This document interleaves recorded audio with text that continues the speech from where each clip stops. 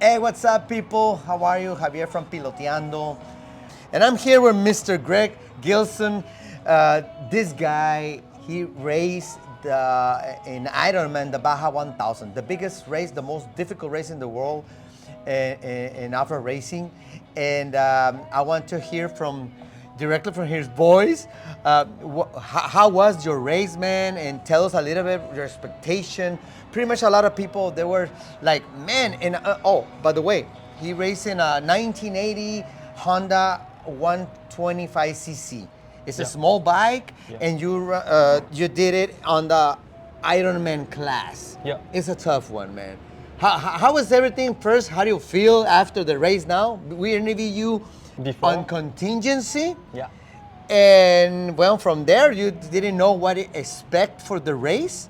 Mm-hmm. Well, now the race is over, and you film everything. What you can tell us about this 1000, brother? So first, Francisco, thanks a lot for your interest and for your time to interview me before and after the race, because you moved until me for the interview. So I thank you a lot. So the expectation was, okay, I knew that it was the hardest race of the world. I did a lot already, a lot of races, motocross, rally raid. I did also trip, like my last trip in September was France to Morocco, 5,000 kilometers, only by dirt tracks, with hard enduro and all, alone, autonomy total. So I did many hard things in my life, no problem. This one surprised me. The biggest thing was surprised me was the level of destroying of the track. Okay. Because we are not used to it in Europe, because road book in Rally Raid, it's virgin. Okay. You just have like 10 motorbikes in front of you, so it's full brand new. And it's so huge, Morocco, for example, or Saudi Arabia, that every year you can do virgin way. Okay. Because it's huge compared to Baja. Baja is also the region. The region, it's like the region, 100 more, 200 miles maybe large. So after all of this year, you don't have the choice crazy, you will take the same way at the moment. Yeah. So what surprised me is that, okay, we start, okay. And after, this river in the city, we arrive in the ranch, and already full destroyed, like the whole like this. Okay, so there was the qualifying trophy trucks, it will be okay. And no, it's destroyed all the time. Yeah. There is no break. Okay. So this was the first thing. I say, wow, okay, it's destroyed. Well, okay. And then I had this mechanic issue because it was really difficult to prepare the bike for this race. It took me a lot of time. We did electricity thing on the motorbike, like really reliable. Okay. Suspensions were okay, and on this bike it's impossible to have, for the moment, I'm working on it, it's impossible to have a good carburetor. Okay. Only Chinese shit. Oh. Because the original one, they are 45 years old, they are not doing it again, and they are all dead. It's obsolete. Yeah. It's obsolete. Yeah, obsolete, total. Oh man. So it's really difficult. I tried, I had, we've put, ultra sound, we tried all, impossible. Everything. Yeah, it doesn't work. So you have to buy Chinese. Yeah, AliExpress. How many you bring those carburetors? Two. Two of them. And the first one, I took it because I said, I did all the motocross race of all the summer with it. It was absolutely perfect, no problem. So it's not brand new, but I'm sure. Yeah. And after 150 miles, shut down, finished. Wow. And the time, to check, maybe it's this, maybe the spark plug, maybe it's this, maybe it's this, maybe it's this. We lost 1.5 hours. Wow. And so it put me in the shit. Yep. Oh, tell me from the beginning. Yeah. When you start the race at night, dark. Yeah. How do you feel? I mean, you didn't pre-run before. No. So you were following the lead and your GPS. Yeah. And, well, you're good. So how do you feel when nobody there's it was too lonely? I'm really used to it because I'm an extreme adventurer. Okay. So I go in the mountains, in the jungle in Indonesia, in the mountains in Morocco with nobody in the night. Yeah. I sleep on the ground. Okay. So this totally okay. Okay. The thing is, which is really tough in the Baja is the dust in this, because I had my light, so I said, well, my light is okay, but I ride alone all the time. Yeah. And now you have other people with a lot of dust. And what I didn't expect is that this light did like, you know, a wall between my eye and my eyes and the ground. Okay. So I was seeing absolutely nothing, just a wall of dust. Okay. And I didn't know where I was putting my front wheel. Oh my God. So sometimes in the dust you are, yeah, I'm okay, Boom. And so this was difficult. So I know I learned a lot of things during this race. Next year I need 2 small lights who are on the ground. Okay. And maybe I shut off the big light and I see the ground. That was something that one of our followers, because I posted, I'm Yeah. gonna see Greg in the United States in Los Angeles, and I wanna interview him again to see what, you know, how was the race for you.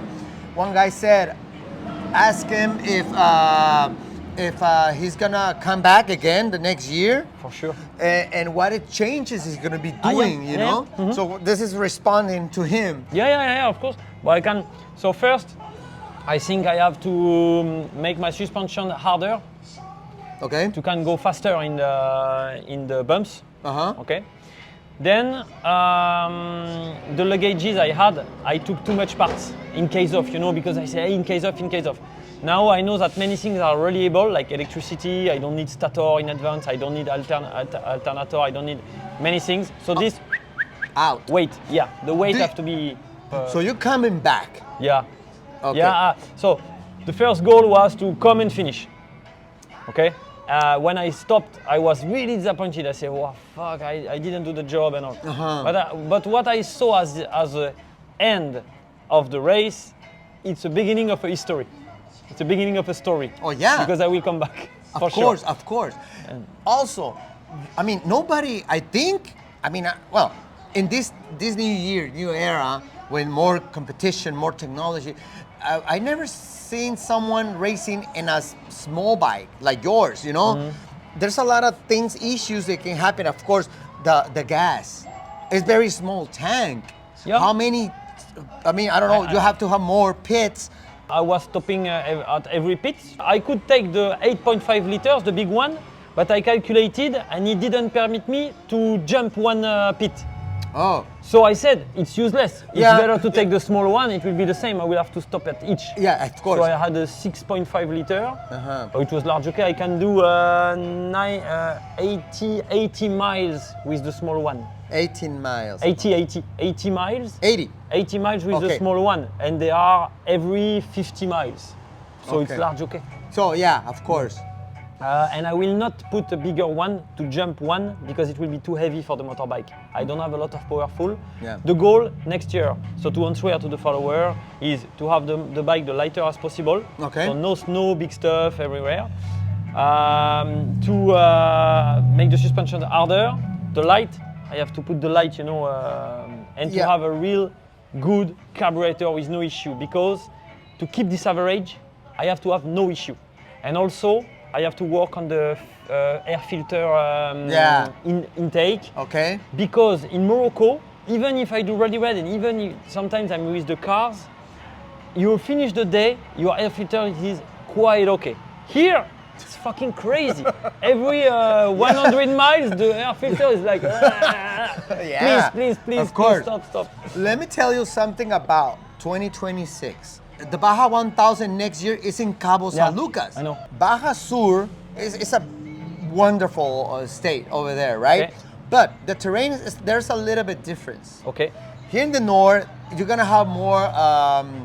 I mean, I don't know where the course is gonna be, but it's gonna be less, hard sections. Okay. So it's gonna be more. It's more fast over there.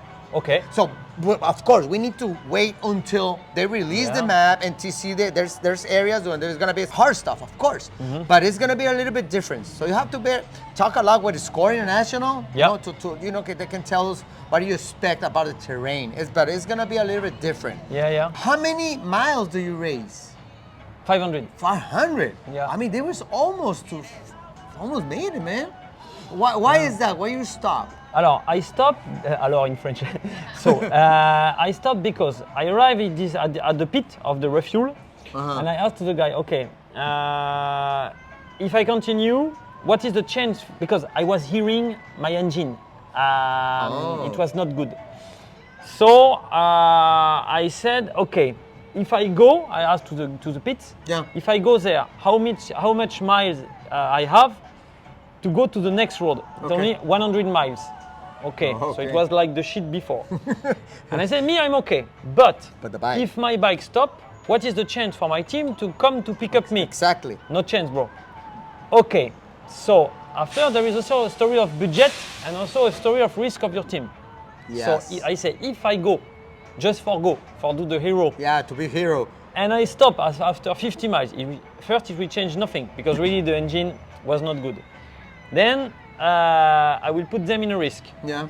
Third, they will miss the plane. We will miss the car rental, return and all. It will cost a lot of money. Yeah. And it will be a big mess. Yeah. So it's more clever, smart to say stop it. Stop. And Smart. when we took off the oil, for put the motorbike in the plane, you have to take off the oil of the engine. Oh. So when we took off the oil, there was almost no oil in the engine. Oh, really? Yeah, and I know why. It's a really big mistake of the guy who did the engine. What happened? I think, the valves, you have a gasket. And I think when he put the valve, he did a mistake and he scratched it. So since the beginning, It was leaking. a bit, because this engine you can do 20,000 kilometers without to change the oil, and the oil will be always at the same level. Yeah. And since the beginning of the race, all the pits I was arriving, check the oil, it missed 1/4 of And the you oil. were putting oil. Exactly. So this was not normal at the beginning. This is one of the things that we have to improve next year, because I was really disappointed about this, because we put a lot of money and a lot of effort in this, and this is a mistake that doesn't have to, but it's like this. Yeah. So we managed with this also, and after the road, the long road, the 100 miles of road we had, to San Felipe. And this, for the small engine, is terrible. If you stay at the same RPM long time, for small engine is not good, but I didn't have the choice. Burp. And in the hurry, I said, okay guys, I go. I want to pass this 150 miles of shit to go at San Felipe. And my mechanic was in a really hurry and all, and we didn't check the oil again. So I went like this, and I was hearing, we will see when we will disassemble, but maybe the piston rings because it was too hot. Yeah. I had a Thermax. You know what is Thermax? It's a sticker with the temperature. Okay. 137. Wow. Degrees, not Fahrenheit, degrees. So it's really hot. Yeah. So wow, man, it was a crazy race, right? Yeah. Yeah. So your expectations when you were racing, what was in your head? Like, my God, this is the toughest race for you that when you're racing, or what do you think about the other races on the world? Do you think that you can say that this is the hardest race that you've been racing, or what? Compare it. In terms of because we can call the Baja Rally Red. Okay, in this category, we can put in the category Rally Red because it's not enduro. In this category, it's the hardest in terms, just because it's destroyed. So there is no brake, you can't sit almost, especially on my bike because I have no suspension. So if you sit, so you are always stand up. Wow. So in this, yes. After, the difference is Rally Red. In Rally Red, you can be perfect, and you think you are good on the road book. You go 5 kilometers, 6 kilometers, and you see, fuck, I'm not good. But you can't come back. You have no GPX, you have no GPS, you have nothing. You are lost, total. And this is the beginning of big problems. Yeah. Because I will take shortcut. Maybe you try to hear the engine. Okay. Big stress. So every race is different. Every category of race. This one, I can put in the category the craziest, with the trophy trucks, with how is organized, managed. Like, okay, guys, because you have a button in Rally Red. If you push the button, the helicopter is 12 minutes and is here. Here, no. You are with yourself. In the Baja. Yeah, you are with yourself. Yeah. Your team in Rally Red don't need to come to pick up you. Oh. there is a truck who is behind everybody. Yeah, the last And he will one. pick up you. Okay. Maybe at 2 a.m., but he will pick But up you. they're gonna stop. Yeah. Okay. So here you are with yourself, and I love it. Really, I love this kind of thing. Like you are responsible of you and your team. You don't bring only you with your dream. No. You have all this person in the pickup truck to manage also. So it's a really big, gymnastic, we can say, for the brain during your racing. So it's the hardest in this way. Yeah, with the destroy and with the long time riding. Yeah. It's crazy. Yeah, it's The time crazy. of riding is crazy. Yeah. So, how many persons were with you on this race? 3. 3. My wife, my mechanic, and the cameraman. Okay. That we So can- 4 people. Yeah, That's 4 it. people with me. Yeah, because it's a question of budget, and you come from France, you send the motorbike by plane and all. It's really expensive, all of this. So next year, I think I met some Mexican guys. One guy who is called Emilio. Emilio. And I think we can do something with some French people plus Mexican guys. Yeah, they're gonna to do a get big together. Exactly. It's gonna help a lot. Yeah. It's gonna help a lot. That's good. That's good.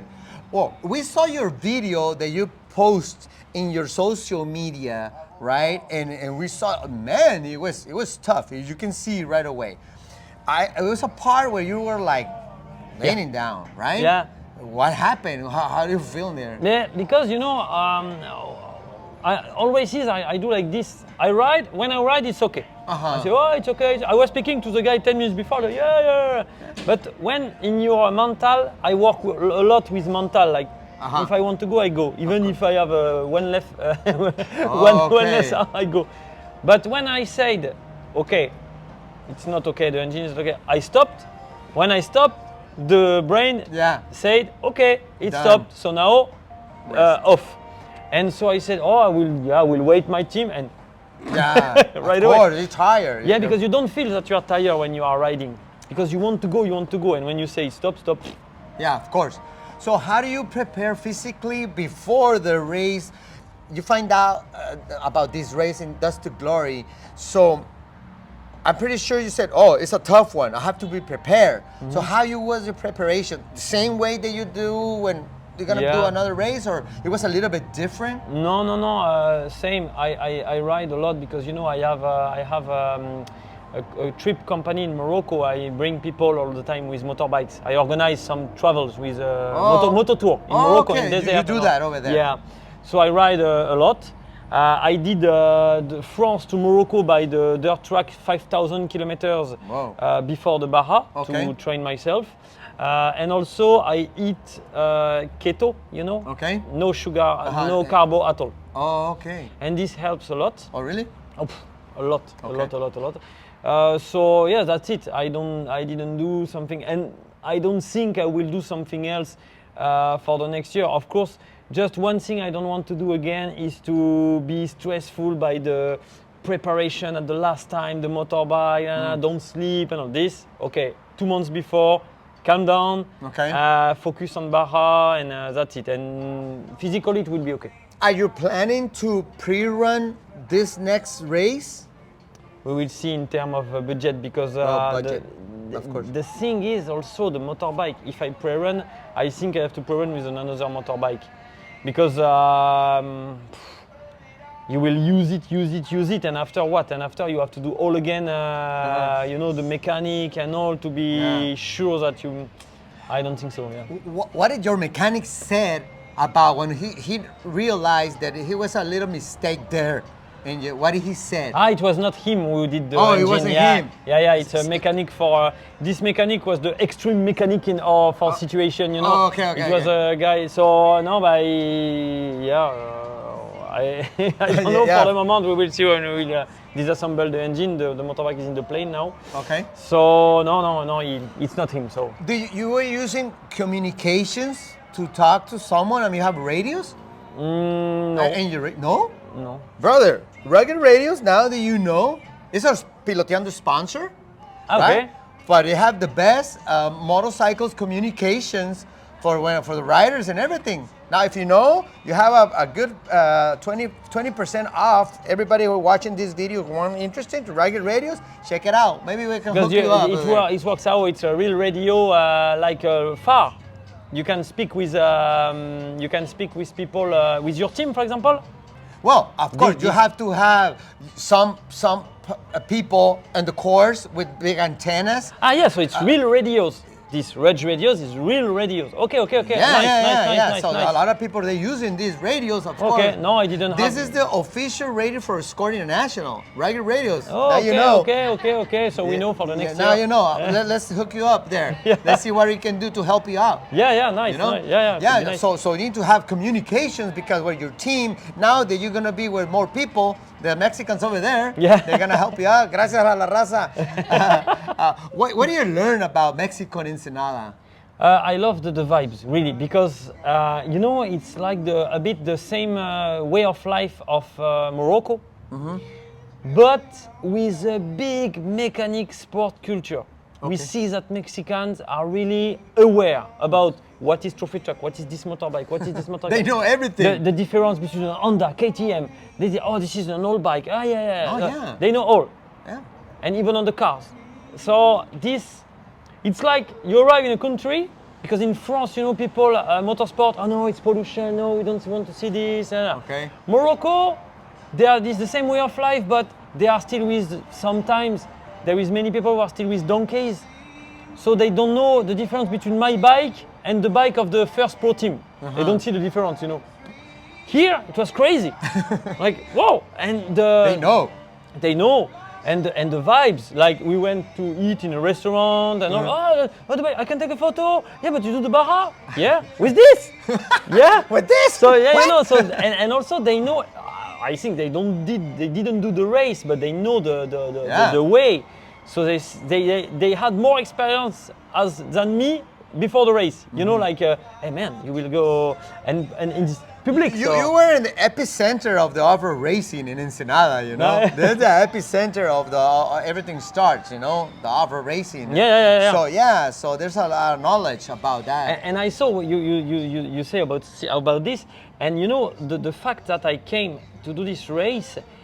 First, it was because the format of the race doesn't exist in Europe. This 36 hours, 1,000 miles, but it's really, for me, a revival. I listened a guy who presented the Baja 1000 on YouTube, and he explained that it was this stunt, Joe Higgins, in 62, who came from Tijuana to La Paz to prove that with a small bike, Honda, because Honda paid at this moment, they were almost bankrupt at this moment, and they say, okay, American market is interesting for us, so what we can do?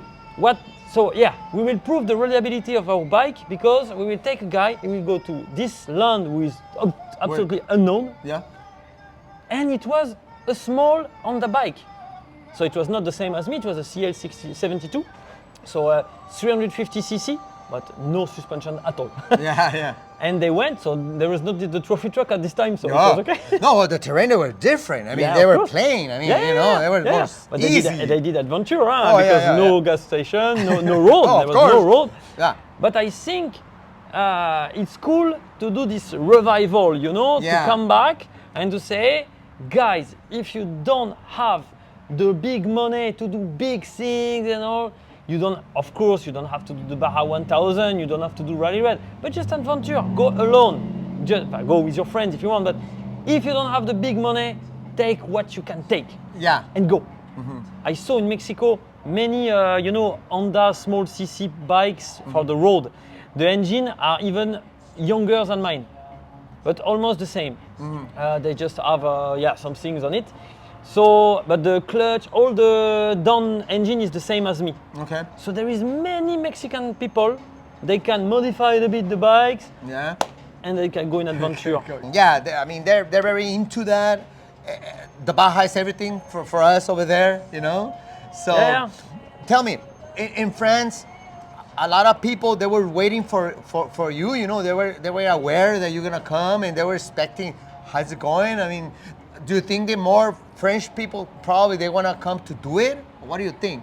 Yeah, I think because this race, even for the magazine, the motorbike magazine in France, they don't know really well this race. Oh, okay. And this was a surprise for me because when I say, hey guys, I will go to the Baja 1000, let's do some communication together. Baja 1000, okay. Yeah, boy, you can go to do it.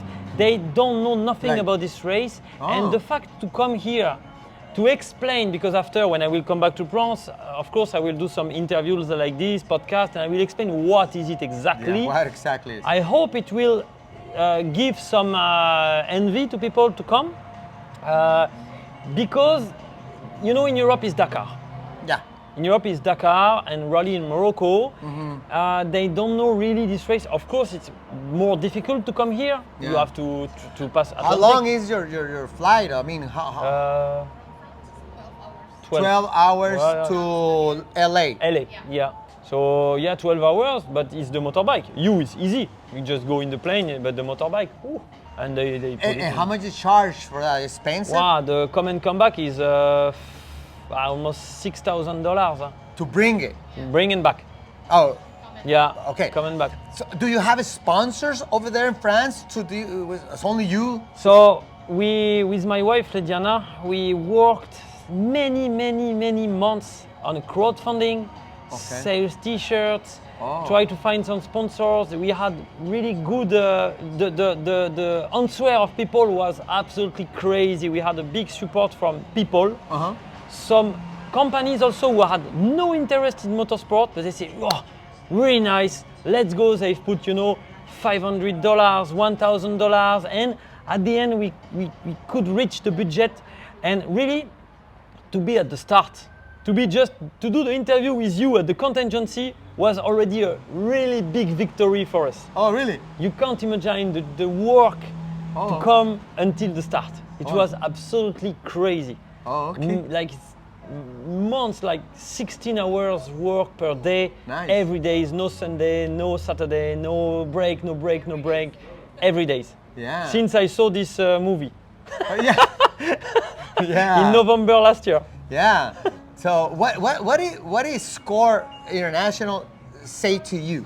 So at the beginning, I said, before to do big noise, we will ask to them. Because if they say no, so we spoke with them, and we say, we want to do this with the 125 cc. So first, They were like, they didn't say no. They said, the first answer could be no, but tell us more. Because why you are arriving like this and okay. Yeah. So I said yes. I'm Greg Gilson. So I ride a lot. I do this way. You can see you can see my YouTube videos, Instagram. We send some posts. And what I appreciated crazy, because in France they will say no and that's it. Done. They will not One take the no time and to that's watch. it. In US, what is crazy is that those people, they are really professional. They took the time to watch the video. Okay. And even less than 1 week after, came back. Okay, we discussed, we did a meeting. And after to see your videos and your level of riding and all, we accept the registration, which is absolutely impossible in Europe. Oh. I was accepted on the rallies, but it's really the big boss, like David Castera. You know David Castera? He's the boss of Dakar. Okay, yeah. He organized the Rally of Morocco.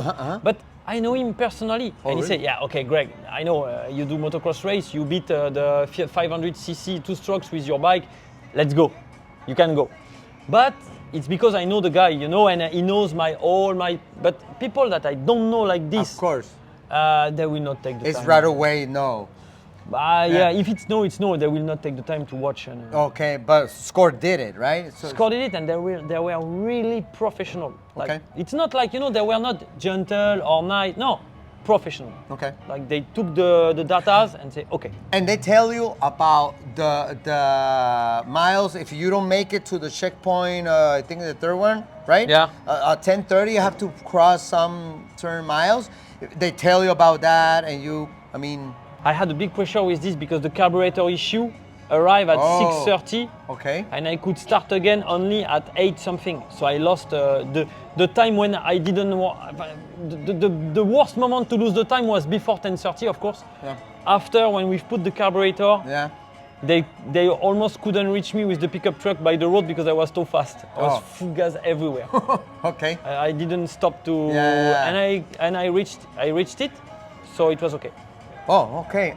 If you didn't race on your bike, which motorcycle you been bringing to this race? Oh, but you know, I'm a big fan of Honda. Honda. So there is no question. But I mean, another cylinder. I mean. Which one? If I had to do it and fight for the win in Ironman, XR 400 for sure. Okay. XR 400 from 99 or 98. There we go. That's because perfect bike. But for me, it's the best bike of the world. Oh yeah. You want to do trip? Yeah. You put luggage, you go trip. Yeah. You want to do hard enduro? No problem. You want to do motocross? My father have one. I do big whip on the tables with it. No problem. Really? For the XR 400? Yeah, you can do scrubs with it. You saw Carson Brown ride with it. Carson Brown, you know Carson Brown? On Instagram, he ride with it like wow. Oh, yeah. Yeah. And it can be a motocross bike, it can be a rally bike, it can be a trip bike. It's the best bike of the world. There is no bike who can beat this. Yeah. So I'm pretty sure that this next race in Cabo, you're gonna have something to show to sponsors, and they're gonna help you more, of course, definitely, right? With all what you did right now, it's gonna help a lot. I hope, and I really hope to open some doors here in US for sponsorship, really, because in Europe it's quite difficult, at this time for the motorsport. So there is people who are interested. For example, on the podium, I met this guy, Yves Morizot, who is the boss of Sten 21. Sten 21 is this guy who invented, the Formula One suits for Don Byrne and the ants. Okay. And he was like crazy about the story. So I ate with him 2 days ago in Newport Beach. Okay. So first door open, maybe, we don't know. Yeah. So, and it's crazy to see the enthusiasm here about motorsport. Yeah. Really, I didn't expect this in the positive way. I didn't expect so I hope to open some doors for partnerships here. There we go. Yeah, I'm pretty sure that you're gonna have a lot of support, and we wish you the best. I want to thank you for this time. Wish you the best for the next race and all the time for you, of course. Something that you want to close out this interview with the Latino community. So first, thanks to you, Francisco, to take the time to express myself, to permit to me to express myself. It's really cool. And for the Latino community, really, guys, on Facebook, on Insta, you were absolutely amazing.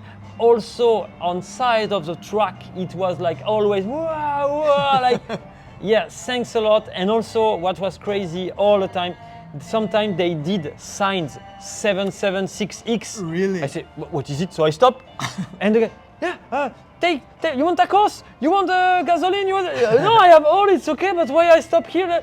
Take orange juice and